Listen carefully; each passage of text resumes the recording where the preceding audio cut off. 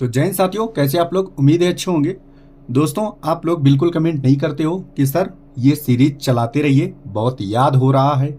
हाँ, जब डाल देते हैं तब कमेंट कर देते हैं कि हाँ सर याद हो रहा है, लेकिन बाद में नहीं करते हैं कि सर आपने सीरीज क्यों बंद कर दी। खैर कोई ना, मैं कंटिन्यू करता रहूँगा जब भी टाइम मिलेगा। ठीक है, तो चलिए, पेज नंबर 5 है इतिहास का। ठीक है, कान में लीड लगा लीजिए, शांत बैठ जाइए, मोबाइल दूर रख दीजिए, बस सोचने पर मजबूर हो जाइए, विचार कीजिए। जब हम पढ़ रहे हों तब आपके माइंड में एक काल्पनिक कहानी बननी चाहिए, कुछ ना कुछ चित्र जरूर नजर आना चाहिए। समझ रहे हो? चलो, चौथी क्या है? चतुर्थ बौद्ध संगीत के बाद बौद्ध धर्म दो भागों में बट गया। कौन कौन से भाग? हीनयान और महायान में बट गया। अच्छा, बौद्ध धर्म, हम आपसे सवाल पूछेंगे, बौद्ध धर्म कौन से संगीति के बाद हीनयान और महायान में बटा? तो आप बताएंगे चतुर्थ बौद्ध संगीति के बाद। ठीक है, बौद्ध धर्म के दो भाग कौन कौन है? हीनयान और महायान। ठीक है, समझ गए? आगे देखो, महात्मा बुद्ध के ज्ञान प्राप्त करने को बौद्ध धर्म में संबोधि कहा जाता है। ठीक, सवाल है आपसे, महात्मा बुद्ध के ज्ञान प्राप्त करने को बौद्ध धर्म में क्या कहा जाता है? संबोधि। ठीक है, बौद्ध साहित्य के 3 पिटक हैं। कितने पिटक हैं? 3 पिटक, सुत्त पिटक, विनय पिटक और अभिधम्म पिटक। कौन कौन से हैं? सुत्त, विनय, अभिधम्म। समझ गए? अपने प्रिय शिष्य आनंद के आग्रह पर बुद्ध ने वैशाली संघ में स्त्रियों के प्रवेश को अनुमति दी। ठीक है, समझ गए? तो अपने प्रिय शिष्य आनंद के आग्रह पर बुद्ध ने कहां पर स्त्रियों को प्रवेश की अनुमति दी? तो आप बताएंगे वैशाली में। ठीक है, अगला देखो, समझ रहे हो ना? अगला देखो, आजीवक संप्रदाय की स्थापना किसने की थी? तो हम आपको बताते हैं, मक्खलीपुत्र गौसल ने। किसने की थी? मक्खलीपुत्र गौसल ने। आजीवक संप्रदाय की स्थापना किसने की थी? मक्खलीपुत्र गौसल ने। ठीक है, आगे देखो, मक्खलपुत्र गौसल, यह संप्रदाय बुद्ध के समकालीन था। समझ गए? बुद्ध के समकालीन था। बौद्ध धर्म की पवित्र दिशा क्या थी? दक्षिण थी। बौद्ध धर्म की पवित्र दिशा क्या थी? दक्षिण थी। ठीक है, बौद्ध धर्म का प्रचार पाली भाषा में किया गया था। बहुत बार पूछा गया है आपसे कि बौद्ध धर्म की जो भाषा है वो क्या है? पाली भाषा। अरे मानते हो इस बात को कि ये कितनी बार पूछा गया है? ठीक है, बौद्ध ग्रंथों में संस्कृत का प्रयोग अभिधम्म पिटक से प्रारंभ हुआ है। बौद्ध धर्म में संस्कृत का प्रयोग भी हुआ है, याद रखना। तो कब से हुआ है? अभिधम्म पिटक से प्रारंभ हुआ है। बौद्ध धर्म के अनुसार इच्छा सब कष्टों का कारण है। वेरी गुड, ये तो भाई साहब सोचो, इच्छा अगर आप बिल्कुल मार दें तो फिर क्या सन्यासी जीवन बन जाओगे? तो बस सारे कष्ट खत्म। भाई देखो, जब आप नौकरी की तैयारी करोगे तो मानसिक पीड़ा होगी, पैसा नहीं होगा, डिप्रेशन में जाओगे, घर परिवार दुखी रहेगा। अब सोचो, आप जैसे ही मतलब चलना शुरू करें या 10 साल के हो जाएं, इसके बाद फिर वैराग्य की ओर, जंगल की ओर प्रस्थान कर दें, या कहीं मंदिर, या जैसे कुंभ, वाराणसी, मथुरा, काशी, तो फिर काहे की चिंता? ना तुम्हें कोई मोबाइल लेना है, ना गाड़ी लेना, ना बंगला लेना, कुछ दिक्कत है नहीं। भंडारा मिले खा लो, नहीं मिले कोई बात नहीं। सही बात है भाई, ये तो सही है। निर्वाण बौद्ध धर्म का परम लक्ष्य है। निर्वाण, ठीक है, जिसका अर्थ है दीपक का बुझ जाना। ठीक है, निर्वाण का मतलब क्या है? दीपक का बुझ जाना, अर्थात जीवन मरण चक्र से मुक्त हो जाना। समझ रहे हो? तो जीवन मरण के चक्र पर विश्वास करते हैं बौद्ध धर्म, और निर्वाण का मतलब होता है जीवन मरण के चक्र से मुक्त हो जाना। बुद्ध अनात्मवादी थे। कैसे थे? अनात्मवादी थे। पर पुनर्जन्म में, मतलब बुद्ध कहते थे आत्मा नहीं है। ठीक है, बुद्ध भगवान कहते थे आत्मा नहीं है, ये लिखा है ना। पर पुनर्जन्म में विश्वास करते थे। उनका यह मानना था कि आदमी का पुनर्जन्म होता है। कालांतर में महायान संप्रदाय 2 भागों में बट गया। कौन बटा? महायान। कौन कौन भाग थे? एक था शून्यवाद, एक था विज्ञानवाद। तो शून्यवाद इसको माध्यमिक कहते हैं और विज्ञानवाद इसको योगाचार कहते हैं। ठीक है, शून्यवाद के प्रवर्तक नागार्जुन थे। शून्यवाद के प्रवर्तक कौन थे? नागार्जुन थे। समझ रहे हो? विज्ञानवाद के प्रवर्तक मैत्रेयनाथ थे। विज्ञानवाद के प्रवर्तक कौन थे? मैत्रेयनाथ। महात्मा बुद्ध ने सर्वप्रथम उर्वेला में तपस्या की थी। महात्मा बुद्ध ने सर्वप्रथम कहां की थी? उर्वेला में तपस्या की थी। सुत्त पिटक को प्रारंभ बौद्ध धर्म का इंसाइक्लोपीडिया कहा जाता है। इंसाइक्लोपीडिया का मतलब पता है क्या कहा? सुत्त पिटक को इंसाइक्लोपीडिया होता है कि जिसमें बच्चे, मतलब जो बचपन से अगर आप छोटे हैं, मतलब 10 साल से नीचे हैं, मेरा ऐसा मानना है, आप 10 साल से नीचे हैं, तो जो आप जिस विषय की जानकारी लेते हैं उसको इंसाइक्लोपीडिया कहते हैं। समझ गए? ये बचपन के बच्चों के लिए होता है। बुद्ध धर्म के पूर्व जन्म की कथाएं जातक कथाएं कहा जाती थी। ठीक है, जातक कथाएं सुत्त पिटक में वर्णित है। जातक कथाएं किसमें है? सुत्त पिटक में। याद रखना, जातक सुत्त।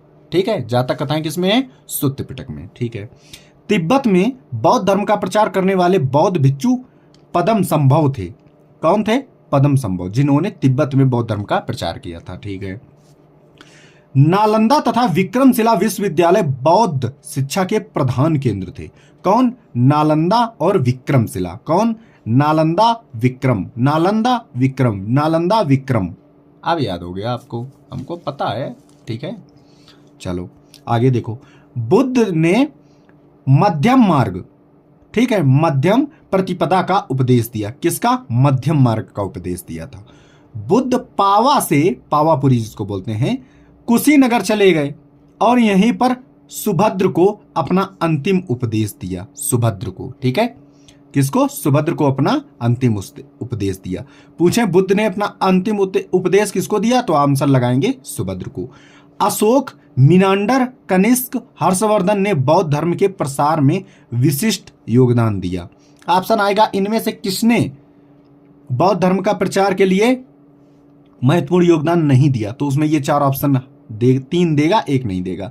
अशोक, मिनांडर, कनिष्क और हर्षवर्धन। ठीक है। बिहार एवं बंगाल के पास, ठीक है, क्या है? बिहार एवं बंगाल के पास, समझ रहे हो? 1 सेकेंड,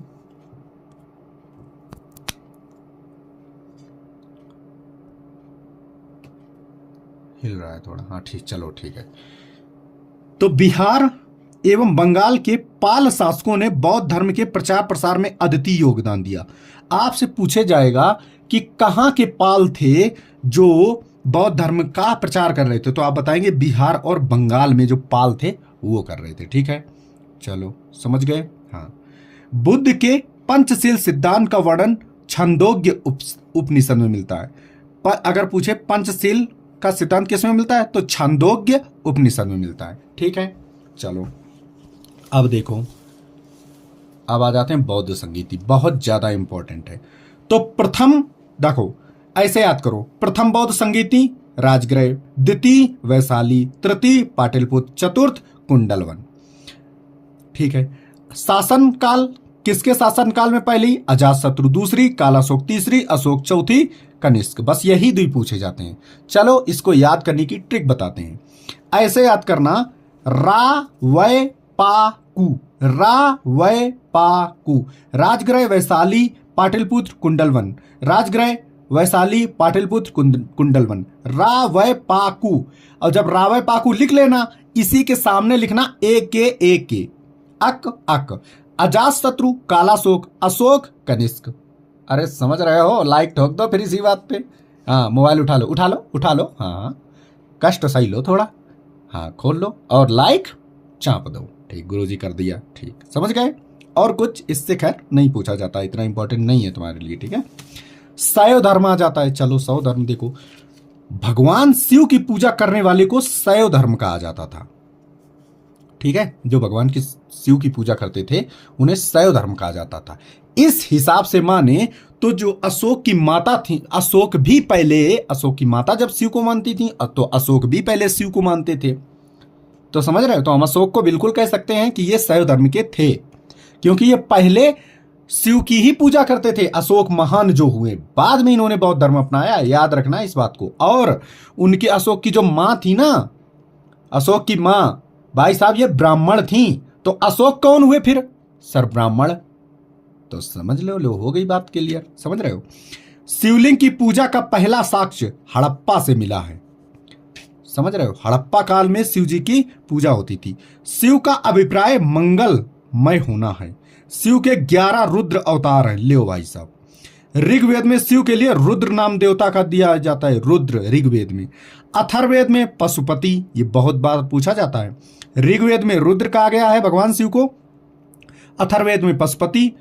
लिंग पूजा का स्पष्ट वर्णन मत्स्य पुराण में हुआ है। ठीक है, नाथ संप्रदाय की स्थापना मत्स्येंद्र नाथ ने की थी। किसने नाथ संप्रदाय की थी? मत्स्येंद्र नाथ ने की थी। ठीक है, इसका प्रचार बाबा गोरखनाथ ने किया था। नाथ संप्रदाय का भैरव भैरव भैरव, आज तो भाई साहब ये सनी देओल को लेके ही जाएगा, आज नागमणि लेके ही जाएगा ये। पशुपति संप्रदाय शैवों का सबसे प्राचीन संप्रदाय। भाई सबसे ज्यादा जोगी यही तो करते हैं ना, तो पशुपति सबसे ज्यादा, ये जोगी लोग जो है ना, नाथ लोग सबसे ज्यादा भोलेनाथ की पूजा करते हैं, तभी तो कहते हैं उनको भोले नाथ। वेरी गुड, शिवरात्रि भी चल रही है। इसके संस्थापक लकुलीस थे। ठीक है, पशुपति संप्रदाय के संस्थापक कौन थे? लकुलीस, जिन्हें भगवान शिव के 18 अवतारों में से एक माना जाता है। ठीक है, एलोरा के प्रसिद्ध कैलाश मंदिर का निर्माण 1,00,000 बार पूछ लिया होगा एसएससी ने। कितने बार? 1,00,000 बार पूछ लिया होगा, कम से कम, इससे कम नहीं पूछा होगा, 1,00,000 बार। क्या हर एग्जाम में पूछता है।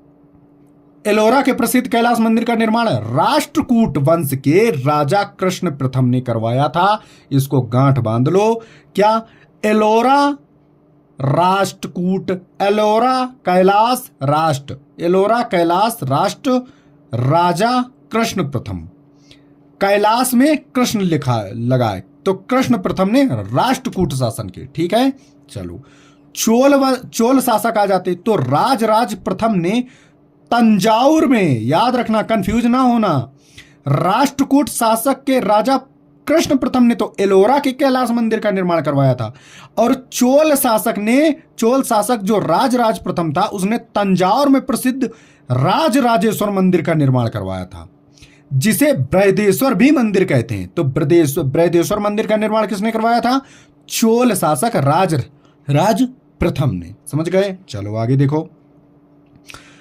तो ये बृहदेश्वर मंदिर शैव धर्म से संबंधित है। ठीक है, कुषाण शासकों की मुद्रा पर शिव एवं नंदी था। समझ रहे? नंदी थे, भगवान नंदी थे कुषाण शासकों की मुद्रा पर। ठीक है, अब आ जाते, देखो ईसाई धर्म आ जाते हैं। ठीक है, ईसाई धर्म क्या कहता है? तो ईसाई धर्म के संस्थापक ईसा मसीह, जो सूली पे चढ़ गए थे, है ना। यीशु नाम, क्या यीशु नाम से भी पुकारा जाता है। इनका प्रमुख ग्रंथ बाइबिल है।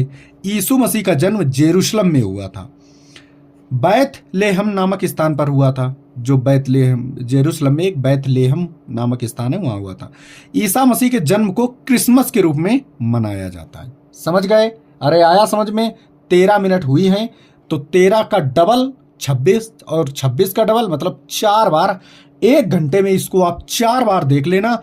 बहुत ज्यादा, ये 4 नंबर का पेज बहुत ज्यादा इंपॉर्टेंट है।